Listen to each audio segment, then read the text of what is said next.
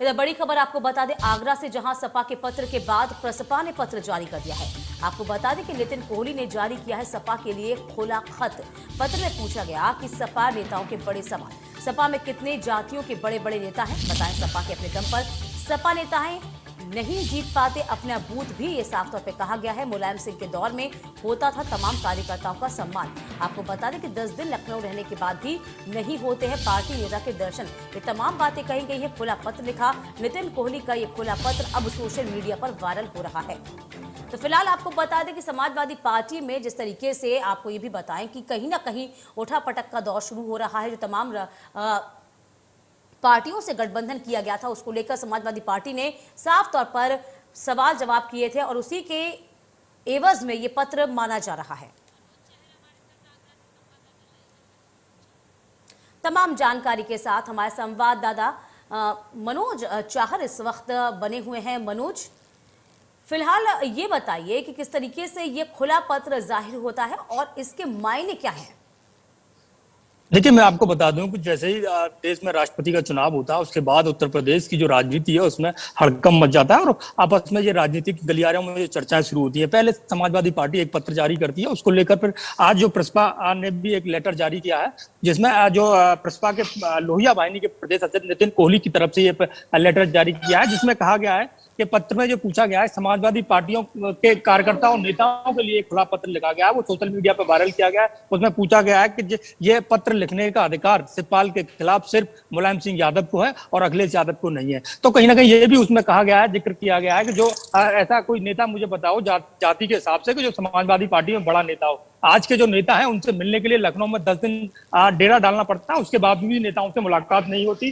तो नितिन कोहली के साफ तौर पर जिस तरीके से और उन्होंने आरोप लगाया कि जो बड़े नेता जो बनते हैं समाजवादी पार्टी में वो अपना बूथ तक नहीं जिता पाते। तो कहीं ना कहीं नितिन कोहली का ये पत्र जो लगातार सोशल मीडिया पर तेजी से वायरल हो रहा है। समाजवादी पार्टी की ओर से जो पत्र है, जो नितिन कोहली ने पत्र जाहिर किया है और ये वायरल भी हो रहा है, साफ तौर पर ये भी माना जा सकता है ना कि जिस तरीके से पिछले दिनों समाजवादी पार्टी ने शिवपाल यादव को लेकर निशाना साधा था, उनको साफ तौर पर खत जारी कर दिया था, कहा था आपको जहां जाना है वहां जा सकते हैं आप, रास्ते खुले हुए हैं। शायद उसी की ये बानगी मानी जाएगी।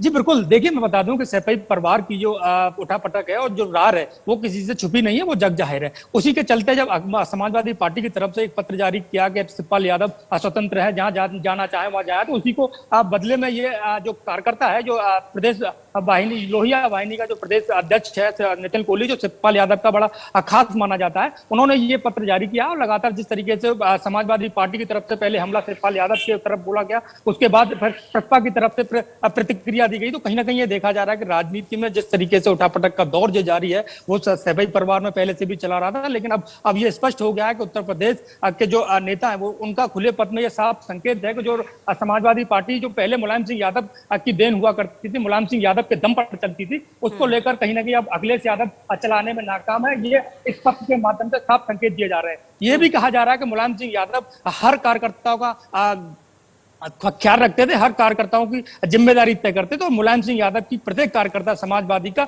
वो उनका कहना मानता था। लेकिन जिस तरीके से अब अखिलेश यादव सरकार को ले जा रहे हैं, वो पार्टी को ले जा रहे हैं, तो कहीं ना कहीं ये देखा जा रहा है कि अखिलेश यादव समाजवादी पार्टी चलाने में बिल्कुल ठीक नहीं है। अभी हमने कल भी देखा था, खुद राजभर भी साफ तौर पर सामने आ गए थे। राजभर को भी कह दिया गया कि जहां आप जाना चाहते हैं, जहां आपको सम्मान मिलता है वहां आप जा सकते हैं। समाजवादी पार्टी की ओर से लेटर उनके नाम पे भी जाहिर किया गया था। यानी कि कुल मिलाकर देखा है जो गठबंधन की बात सामने आई थी, हालांकि शिवपाल यादव को तो कभी स्वीकार किया ही नहीं था अखिलेश यादव ने। ये खबरें भी हमने लगातार दिखाई हैं अपने तमाम दर्शकों को, लेकिन कहीं ना कहीं जो गठबंधन हुआ रहा है तमाम पार्टियों के साथ में, अब उसमें भी खटास पड़ती हुई साफ तौर पर नजर आ गई है। वो भी राष्ट्रपति चुनाव के बाद से तो साफ तौर पर देखा जा सकता है।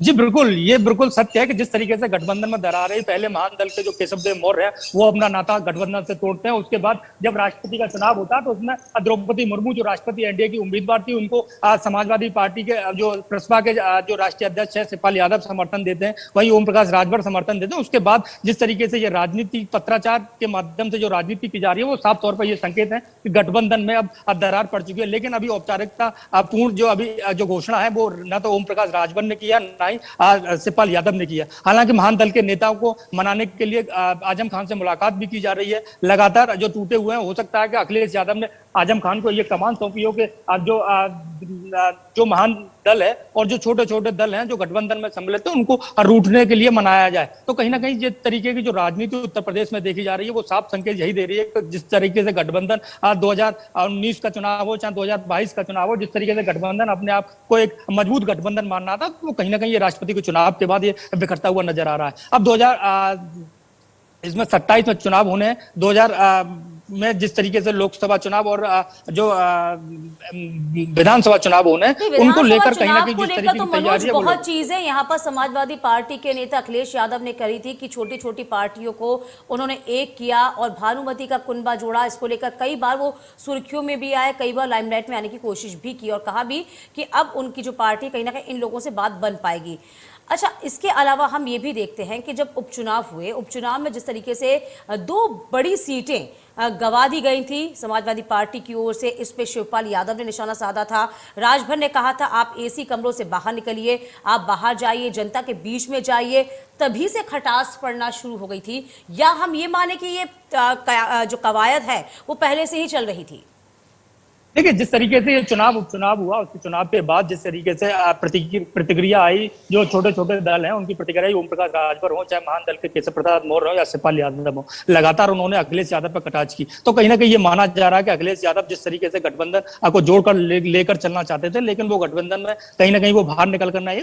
उसी का नतीजा यह है कि उनकी देखने को मिली कि कोई भी इस उपचुनाव के दौरान कोई ऐसी बड़ी सभा नहीं की गई और ऐसे कोई जिम्मेदार नेता सभा करने नहीं पहुंचे जिससे कि उसमें ताकत झोंकी जाए और जो चुनाव है उपचुनाव था उसको जीता जाए। तो कहीं ना कहीं इनकी सफलता के चलते ही ये नाराजगी देखी गई कि छोटे छोटे जो महान दल के हैं उनकी कोई वरीयता उस गठबंधन में नहीं देखी गई, उनकी कोई भूमिका गठबंधन में नहीं देखी गई। तो उसको लेकर भी तमाम तरीके की जो चर्चाएं थी वो लगातार समय समय पर आती रही हैं। लेकिन जिस तरीके से गठबंधन में अब दरार पड़ने लगी है और गठबंधन और जो शिवपाल यादव की तरफ, प्रसपा की तरफ से जो लगातार ये पत्र जारी किया गया है, निश्चित तौर पर माना जा रहा है कि गठबंधन पूरी तरह से अब टूटने की कगार पे। अगर उसको बचाने की आवाज अगर कोई करता है तो वो आजम खान अगर चाणक्य की भूमिका निभाते हैं तो निश्चित तौर पर कहीं ना कहीं गठबंधन को एक दूसरा रूप लिया जा सकता है और आगामी चुनावों के लिए तैयार किया जा सकता है। हम कह सकते हैं मनोज कि अब उत्तर प्रदेश में खुली चिट्ठियों का जो दौर है वो लगातार जारी हो चुका है। ये खत जो है इसकी बानगी ही नजर आता है। बहुत शुक्रिया तमाम जानकारी देने के लिए आपका।